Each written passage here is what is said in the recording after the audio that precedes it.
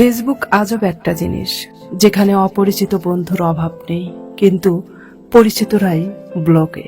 কথা বললে হয়তো মায়া বাড়ে, তবে কথা না বললে কিন্তু মায়া কমে না। পৃথিবীতে দুই ধরনের কষ্ট আছে, একটা তোমাকে ব্যথা দেবে আর একটা তোমাকে বদলে দেবে। মন খারাপ সবার জন্য হয় না, যার জন্য হয় সেই তো বোঝে না। একসাথে কোনোদিনও থাকা হবে না জেনেও কিছু মানুষ খুব অল্প সময়ে এতটাই গভীরভাবে হৃদয় ছুঁয়ে যায় যে তাদেরকে পুরো জীবন বুকের ভিতর আগলে রাখতে ইচ্ছে হয়।